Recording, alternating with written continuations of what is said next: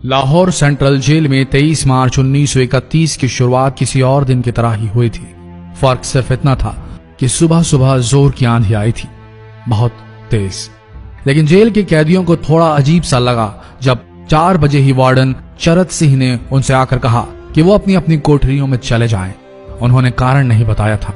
उनके मुंह से सिर्फ ये निकला कि आदेश ऊपर से है। अभी कैदी सोच ही रहे थे कि माजरा क्या है। जेल का नाई बरकत हर कमरे के सामने फुसफुसाते हुए गुजरा कि आज रात भगत सिंह, राजगुरु और सुखदेव को फांसी दी जाने वाली है। उस क्षण की निश्चिंता ने उनको झकझोर कर रख दिया। कैदियों ने बरकत से मनुहार की कि वो फांसी के बाद भगत सिंह की कोई भी चीज जैसे पेन, कंघा या घड़ी उन्हें ला कर दें ताकि वो अपने पोते पोतियों को बता सकें कि कभी वो भी भगत सिंह के साथ जेल में बंद थे। बरकत भगत सिंह की कोठरी में गया और वहां से उनका पेन और कंघा ले आया। सारे कैदियों में होड़ लग गई कि किसका उस पर अधिकार हो। आखिर में ड्रॉ निकाला गया, लाहौर कॉन्स्पिरेसी केस। अब सब कैदी चुप हो चले थे। उनकी निगाहें उनकी कोठरी से गुजरने वाले रास्ते पर लगी हुई थी। भगत सिंह उनके साथ फांसी पर लटकाए जाने के लिए उसी रास्ते से गुजरने वाले थे। एक बार पहले जब भगत सिंह उसी रास्ते से ले जाए जा रहे थे तो पंजाब कांग्रेस के नेता भीमसेन सच्चर ने आवाज ऊंची कर उनसे पूछा था, आप और आपके साथियों ने लाहौर कॉन्स्पिरेसी केस में अपना बचाव क्यों नहीं किया? भगत सिंह का जवाब था, इनकलाबियों को मरना ही होता है क्योंकि उनके मरने से ही उनका अभियान मजबूत होता है, अदालत में अपील से नहीं। वार्डन चरत सिंह भगत सिंह के खैर ख्वाह थे और अपनी तरफ से जो कुछ बन पड़ता था उनके लिए किया करते थे। उनकी वजह से ही लाहौर की द्वारकादास लाइब्रेरी से भगत सिंह के लिए किताबें निकलकर जेल के अंदर आ पाती थी। भगत सिंह की जेल की जिंदगी काफी कठिन थी। किताबें पढ़ने का शौक हो चला था उन्हें कि एक बार उन्होंने अपने स्कूल के साथी जयदेव कपूर को लिखा था कि वो उनके लिए कार्ल लिब्नेख्त की मिलिट्रिज्म, लेनिन की लेफ्ट विंग कम्युनिज्म और ऑप्टन सिंक्लेयर का उपन्यास द स्पाई कुलबीर के जरिए भिजवाएं। भगत सिंह जेल की कठिन जिंदगी के आदी हो चले थे। उनकी कोठरी नंबर 14 का फर्श पक्का नहीं था, उस पर घास उगी हुई थी। कोठरी में बस इतनी ही जगह थी कि उनका 5 फुट 10 इंच का शरीर बमुश्किल उसमें लेट पाए। भगत सिंह को फांसी दिए जाने से 2 घंटे पहले उनके वकील प्राणनाथ मेहता उनसे मिलने पहुंचे। मेहता ने बाद में लिखा कि भगत सिंह अपनी छोटी सी कोठरी में पिंजड़े में बंद शेर की तरह चक्कर लगा रहे थे।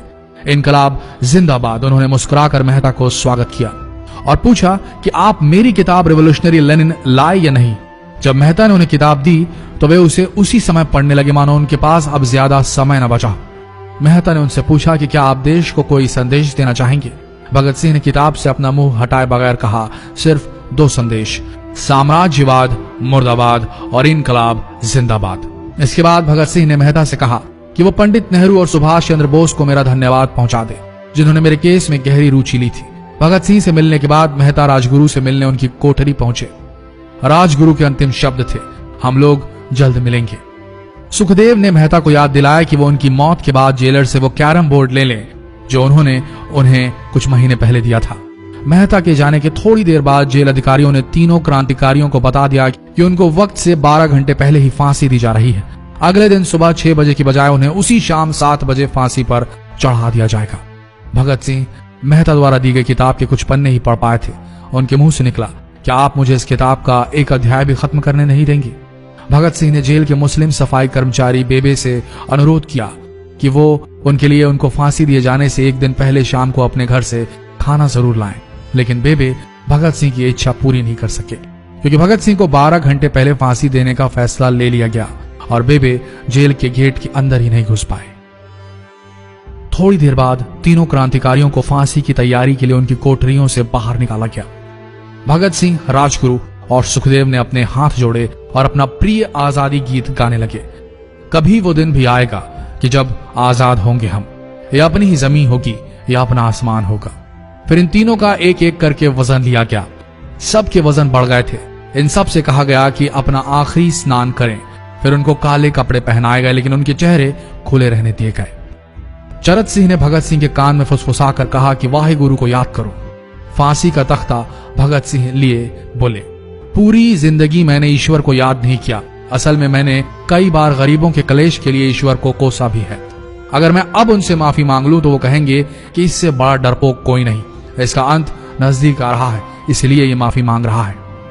जैसे ही जेल की घड़ी ने 6 बजाया, कैदियों ने दूर से आती कुछ पद चांपें सुनी। उनके साथ भारी बूटों के जमीन पर पड़ने की आवाजें भी आ रही थी। साथ में एक गाने का भी दबा स्वर सुनाई दे रहा था, सरफरोशी की तमन्ना अब हमारे दिल में है। सभी को अचानक जोर जोर से इनकलाब जिंदाबाद और हिंदुस्तान आजाद हो किनारे सुनाई देने लगे। फांसी का तख्ता पुराना था, लेकिन फांसी देने वाला काफी तंदुरुस्त। फांसी देने के लिए मसीह जल्लाद को लाहौर के पास शाहदरा से बुलवाया गया था। भगत सिंह इन तीनों के बीच में खड़े थे। भगत सिंह अपनी मां को दिया गया वो वचन पूरा करना चाहते थे कि वो फांसी के तख्ते से इनकलाब जिंदाबाद का नारा लगाएंगे। लाहौर जिला कांग्रेस के सचिव पिंडी दास सोंधी का घर लाहौर सेंट्रल जेल से बिल्कुल लगा हुआ था। भगत सिंह ने इतनी जोर से इनकलाब जिंदाबाद का नारा लगाया कि उनकी आवाज सोंधी के घर तक सुनाई दी। उनकी आवाज सुनते ही जेल के दूसरे कैदी भी नारे लगाने लगे। तीनों युवा क्रांतिकारियों के गले में फांसी की रस्सी डाल दी गई, उनके हाथ और पैर बांध दिए गए। तभी जल्लाद ने पूछा, सबसे पहले कौन जाएगा? सुखदेव ने सबसे पहले फांसी पर लटकने की हामी भरी। जल्लाद ने एक एक कर रस्सियां खींची और उनके पैरों के नीचे लगे तख्तों को पैर मारकर हटा दिया। काफी देर तक उनके शव तख्तों से लटकते रहे। अंत में उन्हें नीचे उतारा गया और वहां मौजूद डॉक्टरों लेफ्टिनेंट कर्नल जे नेल्सन और लेफ्टिनेंट कर्नल NS सोंधी ने उन्हें मृत घोषित किया। एक जेल अधिकारी पर फांसी का इतना असर हुआ कि जब उससे कहा गया कि वो मृतकों की पहचान करें तो उसने ऐसा करने से इनकार कर दिया। उसे उसी जगह पर निलंबित कर दिया गया अंग्रेजों द्वारा। एक जूनियर अफसर ने यह काम अंजाम दिया। पहले योजना थी कि इन सब का अंतिम संस्कार जेल के अंदर ही किया जाएगा, लेकिन फिर यह विचार त्यागना पड़ा जब अधिकारियों को आभास हुआ कि जेल से धुआं उठते देख बाहर खड़ी भीड़ जेल पर हमला कर सकती है। इसलिए जेल की पिछली दीवार तोड़ी गई। उसी रास्ते से ट्रक जेल के अंदर लाया गया और उस पर बहुत अपमानजनक तरीके से उन शवों को एक सामान की तरह लाद दिया गया। पहले तय हुआ था कि उनका अंतिम संस्कार रावी के तट पर किया जाएगा, लेकिन रावी में पानी बहुत ही कम था, इसलिए सतलज के किनारे शवों को जलाने का फैसला लिया गया। उनके पार्थिव शरीर को फिरोजपुर के पास सतलज के किनारे लाया गया। तब तक रात के 10 बज चुके थे। इस बीच उप पुलिस अधीक्षक कसूर सुदर्शन सिंह कसूर गांव से एक पुजारी जगदीश अचरज को बुला लाए। अभी उनमें आग लगाई ही गई थी कि लोगों को इसके बारे में पता चल गया। जैसे ही ब्रितानी सैनिकों ने लोगों को अपनी तरफ आते देखा, वो शवों को वहीं छोड़कर अपने वाहनों की तरफ भागे। सारी रात गांव के लोगों ने उन शवों के चारों ओर पहरा दिया। अगले दिन दोपहर के आसपास जिला मजिस्ट्रेट की दस्तखत के साथ लाहौर के कई इलाकों में नोटिस चिपकाया गया, जिसमें बताया गया कि भगत सिंह, सुखदेव और राजगुरु का सतलज के किनारे हिंदू सिख रीति से अंतिम संस्कार कर दिया गया है। तो ये थे भगत सिंह की जिंदगी के वो 12 आखिरी घंटे।